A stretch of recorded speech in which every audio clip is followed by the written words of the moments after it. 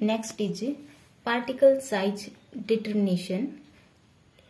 Nano technology advance technology है, ठीक है, in which we deals with the study of synthesis of nano particle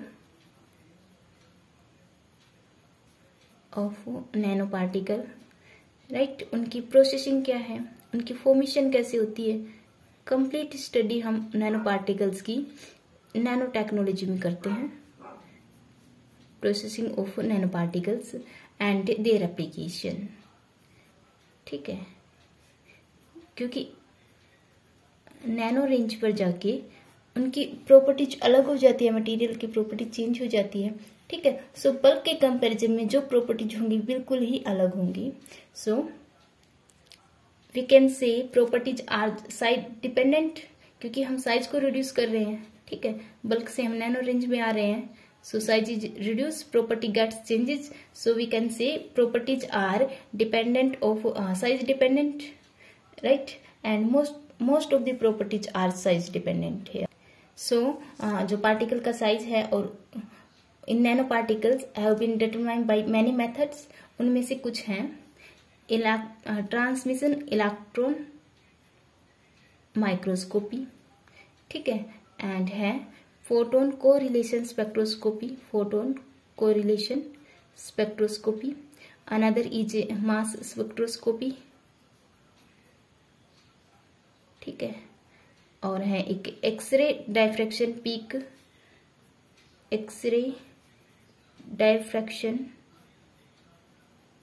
peak broadening method, peak broadening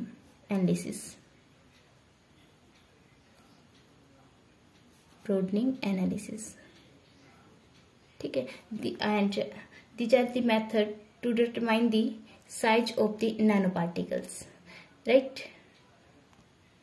nano particle base जो device बनती है उनका industrial एक use होता है। वी कैन से कि उनकी एप्लीकेशंस हैं, इंडस्ट्रियल एप्लीकेशंस हैं due to their unique properties, right. Bulk के कंपैरिजन में उनकी प्रॉपर्टीज एकदम से अलग होती है, डिफरेंट होती है, यूनिक होती है। सो जैसे कि high surface to volume ratio हो गया, एक जो नैनो पार्टिकल्स है उनका मेल्टिंग पॉइंट डिक्रीज होता है, इस तरह की यूनिक प्रॉपर्टीज होती है बल्क के कंपैरिजन में। सो इनकी के इंडस्ट्रियल यूज में इसकी nano particles having more applications, ठीक है, due to their unique properties. So अब इनकी इतनी प्रॉपर्टीज है तो इनका साइज का डिटरमिनेशन एक एसेंशियल टास्क है, ठीक है। सो इसके ए नंबर ऑफ मेथड है to determine the size of nano particles, okay. उसमें से है एक mass spectroscopy. So now we have to study particle size by mass spectroscopy, particle size by mass spectroscopy. The size of particle less than 2 nanometer can be determined by the method of size less than 2 nanometer can be determined by mass spectroscopy, ठीक है। And जो diagram है मास spectroscopy के लिए is this here, nano particles are ionize to form positive ions, ठीक है, nano particles are ionise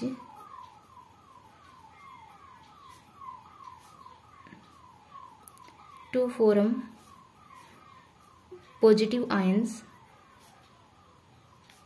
by the impact is collision of electrons emitted by hot filament F, ठीक है। वी हैव, देखो this is hot filament F, यहाँ से जो electrons निकलेंगे, ठीक है, लेट्स से, एंड इसका जो कोलिजन होगा नैनो पार्टिकल्स के साथ होगा, ठीक है। सो हम यहाँ पे दिस इज सोर्स ठीक है, जिसमें हमने नैनो पार्टिकल पाउडर फॉर्म में लिया है या किसी भी फॉर्म में है, उस पे कोलिजन करवाते हैं इलेक्ट्रॉन्स का, ठीक है, और जो इलेक्ट्रॉन्स मिलते हैं हमें हॉट फिलामेंट F से, ठीक है, इनका कोलिजन करवाते हैं और then nano particles get ionize. Okay, so nano particle in ionize form by the to form positive ions by the impact of electrons emitted by the hot filament. ठीक है, and air is a repeller R जो ions को repel करेगा, and oscillator A. ठीक है, R is repeller plate and A is accelerator.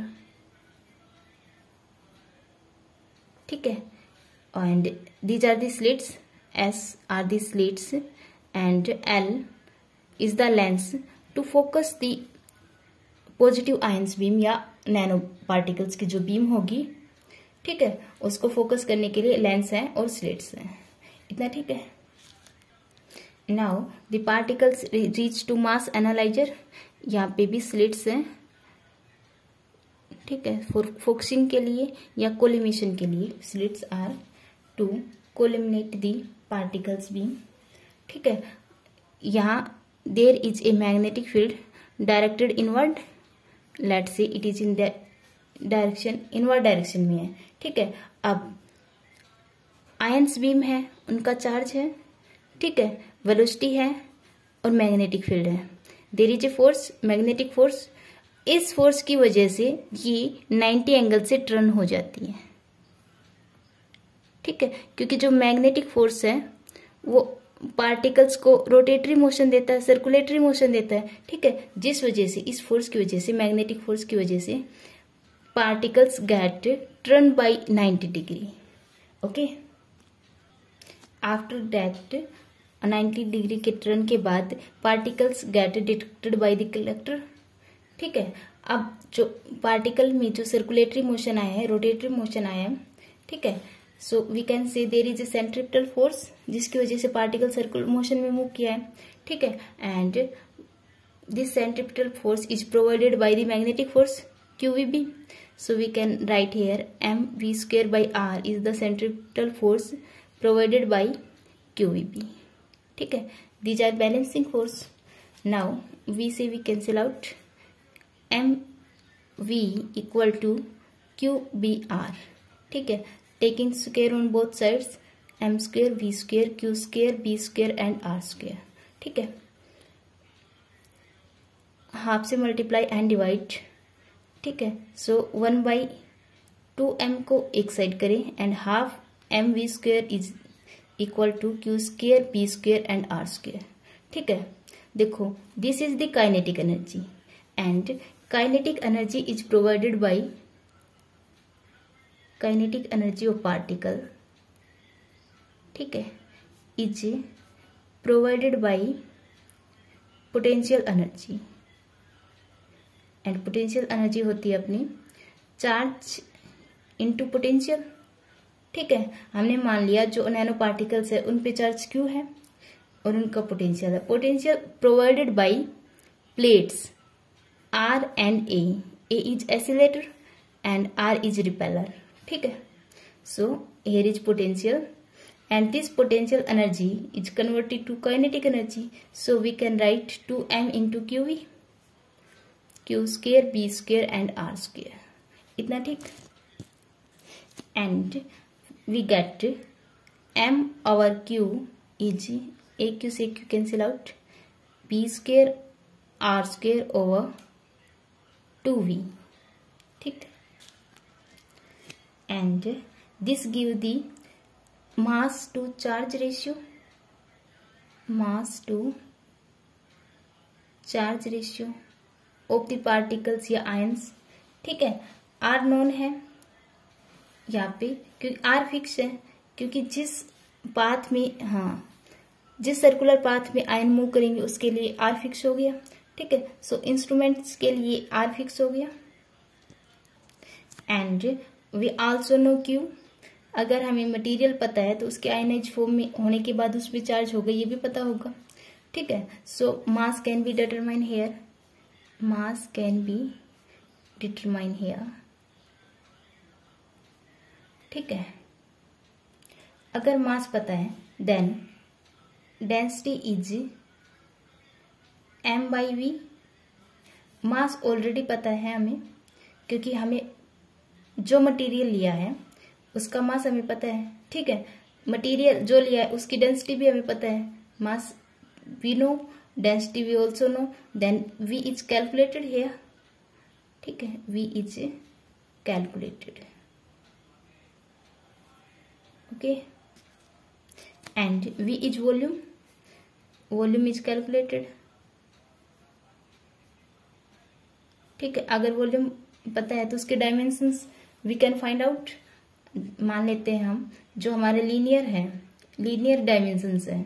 ठीक है, so volume क्या हो जाएगी, अगर d लेंथ है volume become dq, so we can calculate dimensions as v⁻⁴ and v is mass by density power 1/3। ठीक है, so particle size d can be measured here, calculated here. So this method is for the particle size determination, mass spectroscopy method. Okay, so we are studying determination of particle size determination. In this, next is transmission electron microscopy. ठीक है, for particle size जो microscope होता है simply smaller size को, ठीक है, micro size को simple microscope या we can say light microscope in which we seen the size of micrometre range. ठीक है, हम माइक्रोमीटर रेंज को एक इमेज की फॉर्म में स्टडी करते हैं with the help of simple light microscope, let's say microscope या लाइट माइक्रोस्कोप। ठीक है, बट जो इलेक्ट्रॉन माइक्रोस्कोप है that is different, transmission electron microscope. ठीक है, डिफरेंट फ्रॉम लाइट माइक्रोस्कोप, क्योंकि in which we study about micrometer range size. ठीक है, but in transmission electron microscope we are able to study nano range. ठीक है, nano range अगर size है तब उनकी भी हमें इमेज मिलती है इस माइक्रोस्कोप में, ट्रांसमिशन इलेक्ट्रॉन माइक्रोस्कोप में। ठीक है, so we can say transmission electron microscope is a microscopic technique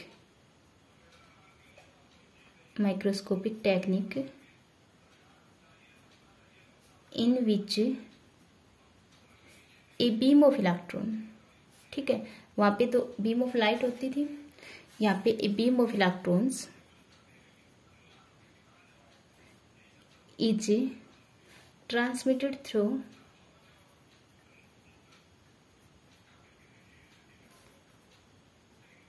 the specimen या पार्टिकल या नैनो पार्टिकल। ठीक है, specimen to form an image. अब ये जो इमेज मिल रही है उसकी स्टडी करके we can find out the particle size. और इमेज क्यों मिल रही है, क्योंकि जो पार्टिकल्स हैं उनका इंटरेक्शंस इलेक्ट्रॉन्स के साथ हो रहे हैं। ठीक है, so we can see an image in form from the interaction of the electron and the particles. ठीक है, सो अब जो इमेज मिलेगी वो मैग्नीफाई इमेज मिलेगी। ठीक है, क्योंकि जो TEM है इलेक्ट्रॉन माइक्रोस्कोप, इसकी रिजोल्यूशन पावर हाई होती है। ठीक है, लाइट माइक्रोस्कोप के कंपैरिजन में, क्योंकि जो इलेक्ट्रॉन है उसकी वेवलेंथ इज स्मॉल। ठीक है, या फिर de Broglie wavelength electron is very small.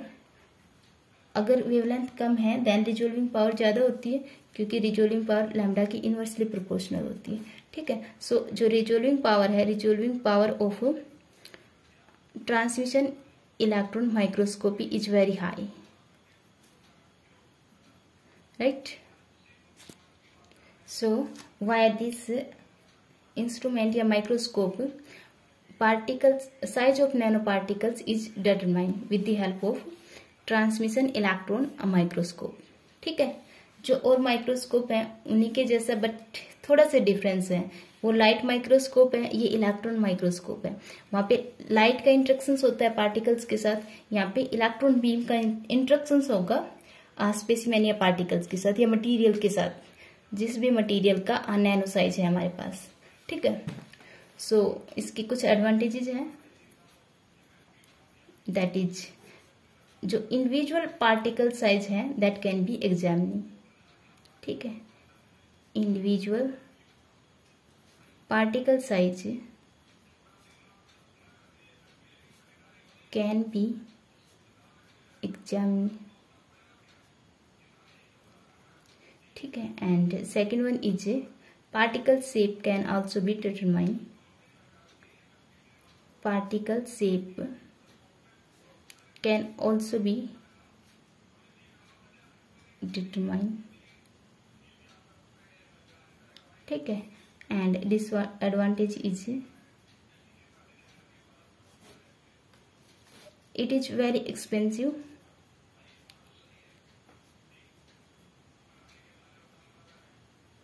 ठीक है, और जो सैंपल हम लेते हैं माइक्रोस्कोप में, जिस पर इलेक्ट्रॉन बीम को फॉल करवाते हैं, ठीक है, सैंपल पे, उसकी प्रिपरेशन एक डिफिकल्ट प्रोसेस है।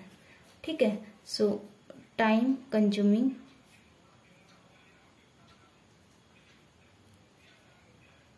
Sample processing preparation.